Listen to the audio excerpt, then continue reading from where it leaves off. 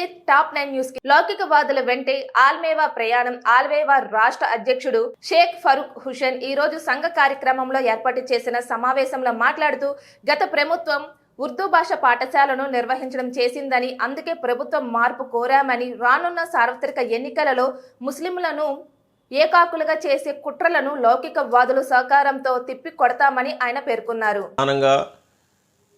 తెలంగాణ రాష్ట్రంలో గత 10 సంవత్సరాలుగా ఉర్దూ భాషను పూర్తిగా నిర్మూలన చేశారు. ఉర్దూ పాఠశాలను పూర్తిగా ఎత్తివేశారు. ఉర్దూ ఉపాధ్యాయ అధ్యాపక నియామకాలు చేపట్టలేదు. అదేవిధంగా ముస్లిం ఆవాస ప్రాంతాల్లో ఉర్దూ మీడియం అంగన్వాడీ కేంద్రాలు ప్రారంభిస్తామని చెప్పి ఎక్కడ కూడా 32 జిల్లాల్లో ఒక్క ఉర్దూ మీడియం అంగన్వాడీ కేంద్రం కూడా ప్రారంభించలేదు. అదేవిధంగా ముస్లింలకు 12% రిజర్వేషన్లు కల్పిస్తామని చెప్పి 10 సంవత్సరాల్లో ఏ చిన్న ప్రయత్నం కూడా చేయలేదు.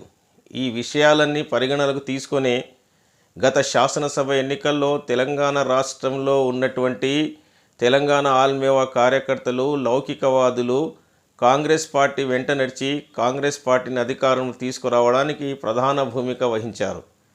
మరి అధికారంలో వచ్చినటువంటి కాంగ్రెస్ పార్టీ కూడా మైనార్టీ డిక్లరేషన్లో పేర్కొన్నట్టు అంశాలన్నీ కూడా త్వరితగతిన కాకుండా కనీసం కొంత సమయం తీసుకునైనా సరే చిత్తశుద్ధితో వాటిని అమలు పరచాల్సినటువంటి ఆవశ్యకత ఎంతో ఉందని ఈ సందర్భంగా పేర్కొంటున్నాను.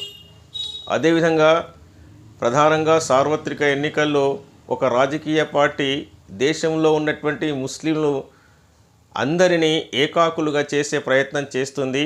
ఈ ప్రయత్నాన్ని తెలంగాణ రాష్ట్రంలో ఉన్నటువంటి లెఫ్ట్ మరియు వివిధ ప్రజా సంఘాలు, దానితో పాటు కాంగ్రెస్ పార్టీ అనుబంధ సంఘాలతో కలిసి ఎదుర్కొంటుందని, తెలంగాణ రాష్ట్రంలో ఉన్నటువంటి తెలంగాణ ఆల్మేవా శ్రేణులు రాష్ట్రంలో ఉన్నటువంటి లౌకికవాదులతో కలిసి తెలంగాణ రాష్ట్రంలో మరొక్క మారు లౌకికవాదుల విజయానికి కృషి చేస్తుందని ఈ సందర్భంగా తెలియజేస్తున్నాను.